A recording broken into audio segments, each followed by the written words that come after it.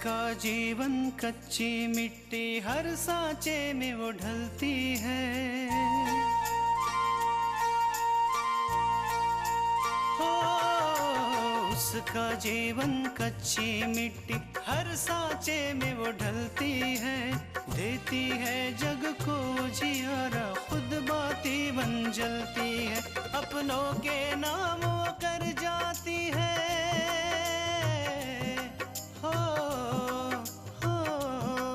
अपनों के नाम वो कर जाती है। सारा जीवन अपना बन के बेटी भाभी माँ वो सच कर दे हर सपना। सुकन्या सुकन्या सुकन्या हमारी बेटियाँ।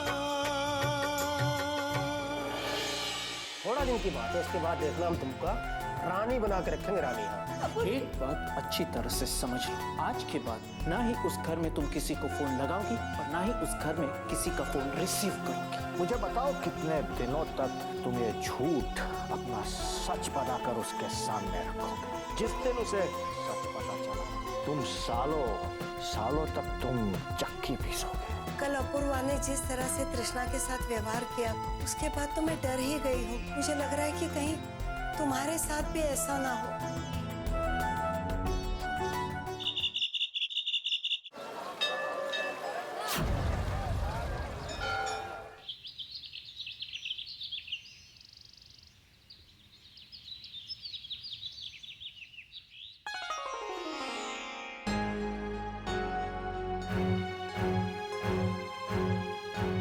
गलती तो हुई है, लेकिन तुमसे नहीं, तुम्हारे बाप से। पापा से उसकी ये गलती है कि उसने तुम्हें 4 कपड़ों में विदा किया। अरे उसने ये भी नहीं सोचा कि मैंने अपने बेटे को MBA कराने में कितना पैसा खर्चा किया है, कितनी परेशानी उठाई है, वो भी इस दिन के लिए कि उसकी शादी कमलों के घर में हो। तुम्हें इस घर से हमेशा हमेशा के लिए जाना होगा ताकि मैं अपने बेटे का रिश्ता अच्छी जगह कर सकूं, उसका घर बसा सकूं। माजी, माजी अभी क्या कह रही है माजी? माजी प्लीज प्लीज हमें यहाँ से मत निकालिए माजी। माजी हम जो कहेंगे हम वो करेंगे, हमें कोने में पड़े रहेंगे माजी। माजी पर मैं तो इस घर के कोने में क्या आसपास भी नहीं बर्दाश्त कर सकती हूँ मैं। अभी इसी समय मेरे कमरे से बाहर निकल जा, समझी? नहीं माजी, चल यहाँ से चल। माजी नहीं माजी। अरे हट चल माजी।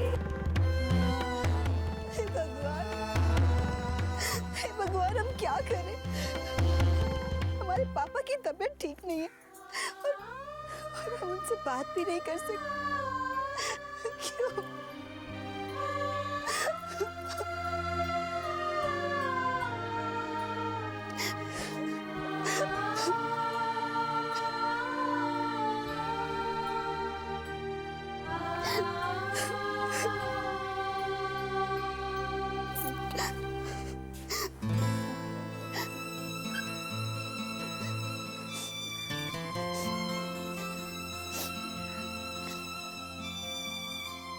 कृष्णा, जी बाबू। क्यों रो रही हो बेटा?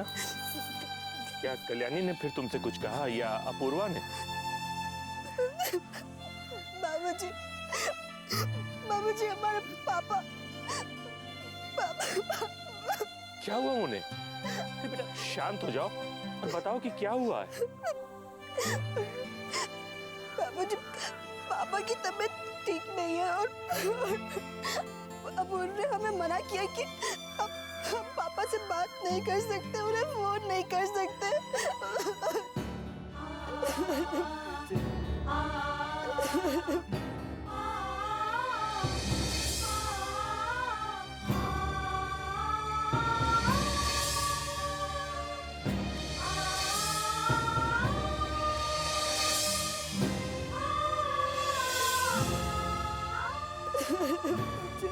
ये क्या हो गया इन माँ बेटों को? अरे कल्याणी का स्वभाव तो शुरू से ऐसा था, लेकिन अपूर्वा को ये सब क्यों कर रहा है? काम करो बेटा, आओ मेरे साथ, आओ। चलो आओ बेटा, ये लो फोन लगाओ और करो अपने घर पर बात। तुम सोच क्या रही हो? लगाओ फोन और करो बात। मैं इजाजत देता हूं तुम्हें, अब देखता हूं कि कौन क्या करता है। लो। नहीं बाबूजी, हम ऐसा नहीं कर सकते। ऐसा नहीं कि हमें आप पर भरोसा नहीं है, लेकिन हम अपूर्व का भरोसा नहीं तोड़ सकते। वैसे ही आजकल वो हमसे बहुत नाराज रहते हैं, उन्हें हमसे बहुत सारी शिकायतें हैं। हमें पता है कि उन्हें अभी भी हम पर थोड़ा सा भरोसा तो है, और अगर हमने वो भरोसा भी तोड़ दिया तो फिर। तुम इतनी अच्छी क्यों हो बेटा? और क्यों उन लोगों को नहीं दिखाई देती तुम्हारी ये अच्छाई, तुम्हारे गुण, तुम्हारे संस्कार? ठीक है बेटा, पूर्वा ने तुमको मना किया है ना घर पे बात करने के लिए, मुझे तो मना नहीं किया है। मैं बात करता हूं, फोन करता हूं बहन जी को और पूछता हूं भाई साहब को।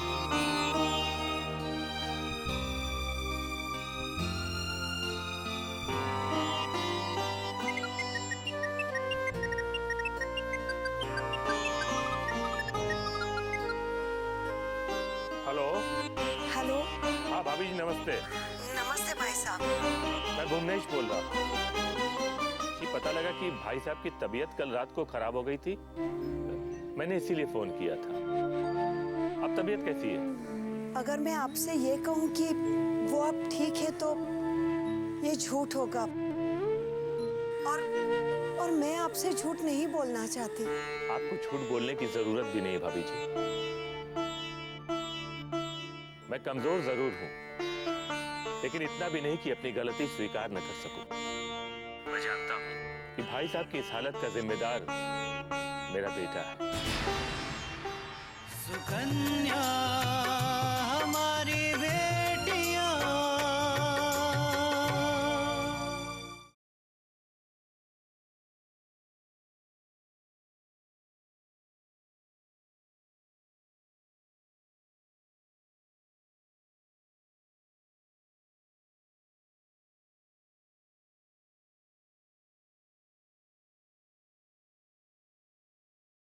सुकन्या हमारी बेटियां। मैं जानता हूं कि भाई साहब की इस हालत का जिम्मेदार मेरा बेटा है, तो मैं उसकी तरफ से हाथ जोड़ के आपसे माफी मांगता हूं। नहीं भाई साहब, ऐसा मत कहिए। आप समझी हैं हमारे, आपको ऐसा कहना शोभा नहीं देता, और ना ही हमें ऐसा सुनना। जो कुछ हुआ इसमें कुछ ना कुछ तो गलतफहमी हो गई है। जो कुछ हुआ उसके लिए हम किसी को दोष नहीं दे रहे हैं, अपूर्व को भी नहीं। वो बहुत अच्छे इंसान है, जरूर कोई गलतफहमी हो गई होगी। आप ठीक कह रही हैं भाभी जी, अपूर्वा बुरा नहीं है, लेकिन क्या है ना कि आजकल वो थोड़ा परेशान चल रहा है। मैं आपको विश्वास दिलाता हूं कि जल्दी सब कुछ ठीक हो जाएगा। मैं समझ सकती हूँ। लेकिन भाभी जी आप बिल्कुल चिंता मत कीजिए, नए रिश्तों की जड़ें जमने में कुछ वक्त तो लगता ही है ना। जी भाई साहब। भाई साहब, क्या मैं तृष्णा से बात कर सकती हूँ?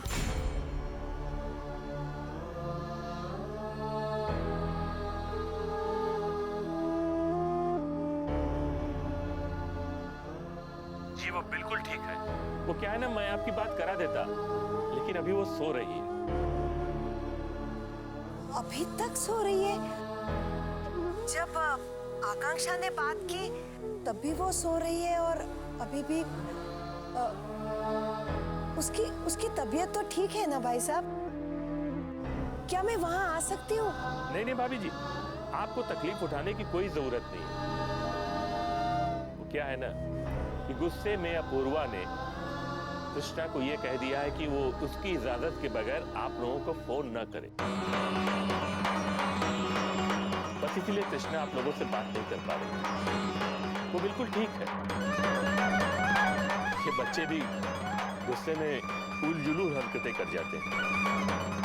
लेकिन भाभी जी आप बिल्कुल फिक्र मत कीजिए, कुछ दिनों में अपूर्वा का गुस्सा भी उतर जाएगा और यहाँ का माहौल भी ठीक हो जाएगा।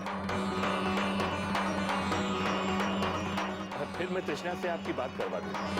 मैं उस दिन का बेसब्री से इंतजार कर रही हूँ भाई साहब। भाभी जी एक बात पूछनी थी, आकांक्षा ने घर पर फोन किया था क्या?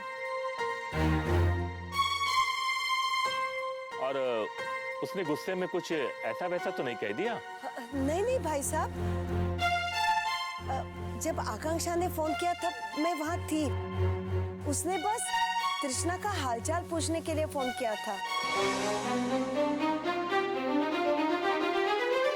क्या बात है भाई साहब, वहाँ कुछ हुआ है क्या? नहीं नहीं, बस ऐसे ही मेरे मन में आ गया इसलिए मैंने पूछ लिया।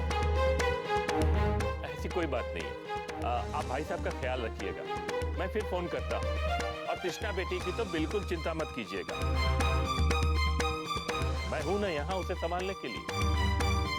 अच्छा भाभी जी फोन रखता हूँ, नमस्ते।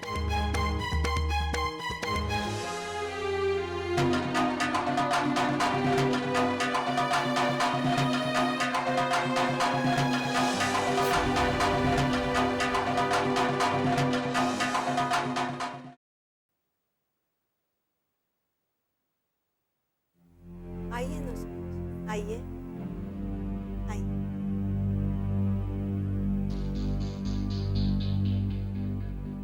आइए ना, बैठिए। नमस्ते, आओ बैठो।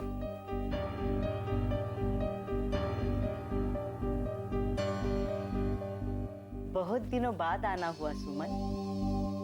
माँ जी हमने तो फिर भी आपको याद कर लिया, लेकिन आपको हमारी याद एक बार भी नहीं आई। नहीं नहीं, ऐसी कोई बात नहीं है।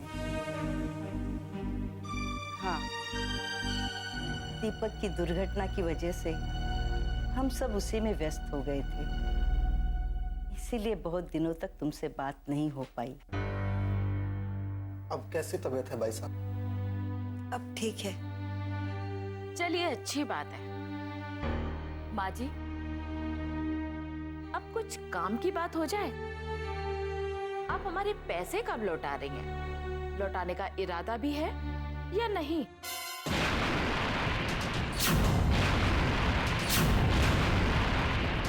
सुकन्या हमारी बेटियां,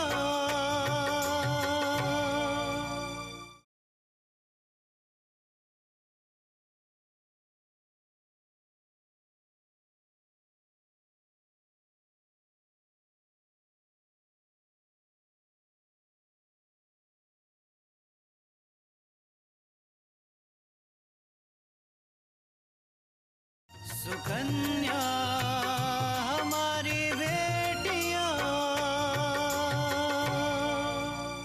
आप हमारे पैसे कब लौटा रही हैं? लौटाने का इरादा भी है या नहीं? सुमन, तुम्हारा पैसा है, हमें जरूरत पड़ने पर तुमने दिया, ये तुम्हारा बहुत बड़ा एहसान है हम पर। तुम्हारा पैसा तुम्हें मिल जाएगा। लेकिन कब? मैं भी तो यही जानना चाहती हूँ। तृष्णा की शादी में आपने हमसे पैसे लिए थे, लेकिन अब तो शादी हुए भी एक अरसा बीत चुका है। आप सही कह रहे हैं बहन जी, लेकिन तृष्णा के पापा के एक्सीडेंट के बाद हमें पैसों की सख्त जरूरत थी, इसीलिए हमारी स्थिति इतनी खराब हो गई कि आपके पैसे लौटाने में विलंब हो रहा है। कोई बात नहीं है बहन जी, जब आपके पास हूँ तब लौटा देना। सुमन, मैंने कहा था ना, कोई ना कोई दिक्कत जरूर रही होगी, अन्यथा ये लोग हमें पैसा लौटा देते। एक काम करते हैं, हम इन्हें कुछ दिन की मोहलत और देते हैं। वाह जी वाह, क्या बात है। हमने कोई धर्म खाता तो खोल नहीं रखा है, और अगर किसी की मजबूरी है तो हम क्या करें? हमने किसी की मजबूरी का ठेका नहीं उठा रखा है। माँ जी, आप भी ये बात अच्छे से सुन लीजिए कि आज मैं घर से सोच कर आई थी कि मैं अपने पैसे वापस लेकर ही जाऊंगी।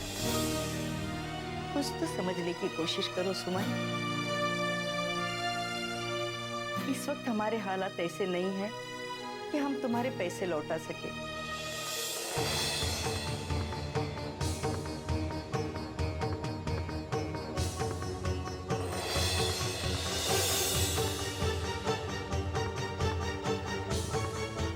बिल्कुल ठीक कह रही है माँ जी आप। आपकी स्थिति बिल्कुल अच्छी नहीं है। अपनी स्थिति का हवाला देकर आप दूसरों से पैसे लेकर तो हड़प जाती, लेकिन आप अपनी बहू को बिल्कुल गहनों से लादे रखती हैं, है ना? ये क्या कह रही हो सुमन? जरा सोच समझ के बोलो। ठीक ही तो कह रही हूँ। जो अपनी आंखों से देख रही हूँ वही कह रही हूँ। आप खुद देख सकते हैं।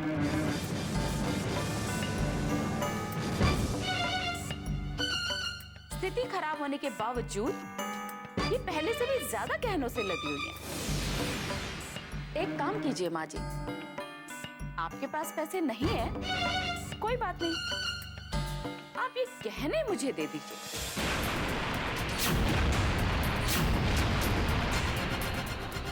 इन्हें बेचकर मैं अपने पैसे चुका लूंगी। सुमन, ये क्या बोल रही हो तुम?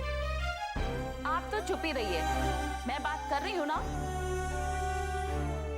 हाँ तो माँ जी, मैं ये कह रही थी कि आप ये गहने मुझे दे दीजिए।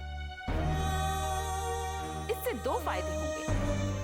एक तो आपको अपने कर्ज से मुक्ति मिल जाएगी और दूसरा मुझे मेरे पैसे वापस मिल जाएंगे। लेकिन सुमन, इन गहनों को लेने से तो अच्छा है कि तुम कुछ समय हमें दे दो। तुम्हारे पैसों का इंतजाम हम कर देंगे। जी नहीं, मैं आपको और समय नहीं दे सकती। या तो आप मेरे पैसे वापस कर दीजिए, नहीं तो मुझे ये गहने दे दीजिए। सुमन बहन, हमारी इतने दिनों की पहचान है, थोड़ी मोहलत तो दे सकती है ना? बस, बहुत मोहलत दे दी और नहीं। सुमन, इन गहनों को बेचकर तुम्हें तुम्हारे पैसे नहीं मिलेंगे, क्योंकि ये गहने नकली है। क्या क्या कहा आपने? मुझे कुछ सुना ही नहीं दिया। मैंने कहा ये गहने नकली है। वाह, क्या बात है। देखा आपने, कितने भोले हैं ये लोग। अब गहने देने की बारी आई तो गहने नकली हो गए। क्या आप मान सकते हैं कि इतने बड़े प्रोफेसर की बीवी और नकली गहने पहनेगी? हाँ बहन जी, समय जो न करवाए वो कम है। तृष्णा के पापा के एक्सीडेंट के समय हमें पैसों की बहुत जरूरत थी, इसलिए हमने गहने बेच दिए।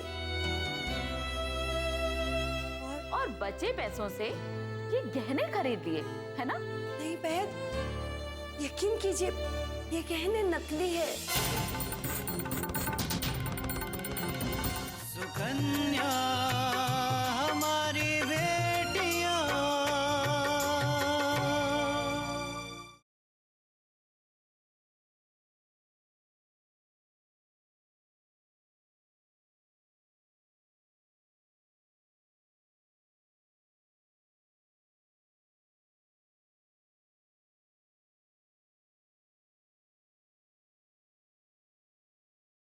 सुकन्या हमारी बेटियां। नहीं बहन, यकीन कीजिए, ये गहने नकली है। समाज में इज्जत बनाए रखने के लिए माँ जी ने नकली जेवर लाके मुझे पहना दिए हैं। तुम तो जानती हो ना सुमन, सुहागन के कान और हाथ खाली रहने से अपशकुन माना जाता है, और ऊपर से लोगों के ताने भी सुनने पड़ते हैं। इसीलिए घर की स्थिति को बचाने के लिए और छुपाने के लिए मैंने ही बहू को नकली गहने दिए थे। बस बोल चुके आप लोग, अब मैं कुछ बोलूं? आप लोगों को क्या लगता है कि मैं आपकी इन मनगढ़ंत बातों पर विश्वास कर लूंगी? जी नहीं, मैं सब जानती हूँ कि ये गहने असली हैं। आप लोग ये गहने मुझे दे रहे हैं या मैं खुद उतारूं? सुमन, ये गलत नहीं कह रहे हैं। मजबूरी इंसान से जो न करवाए वो कम है। मैं भी तो यही कह रही हूँ कि मेरी भी मजबूरी है।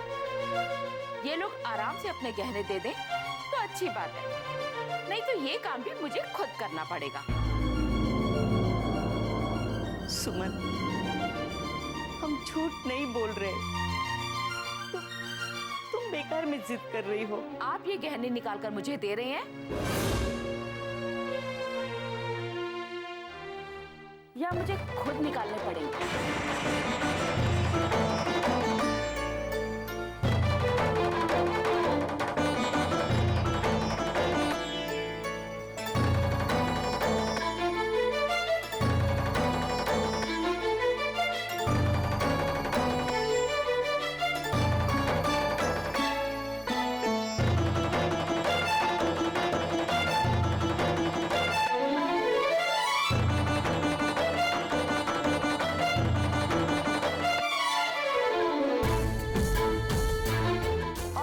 इयररिंग्स भी निकाल के दीजिए मुझे।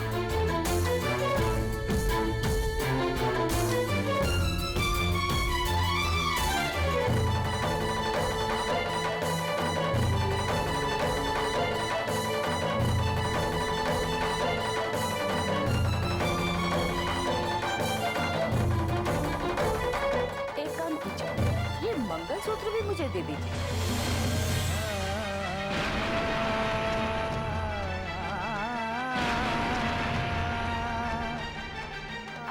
इनसे पैसे पूरे नहीं हुए तो इससे तो हो ही जाएंगे। सुमन, तुम अच्छी तरह जानती हो कि मंगलसूत्र ये तो सुहागन की निशानी होती है। आप ही तो कह रही हैं कि ये गहने नकली हैं, तो फिर बाजार से और भी तो ले सकती हैं।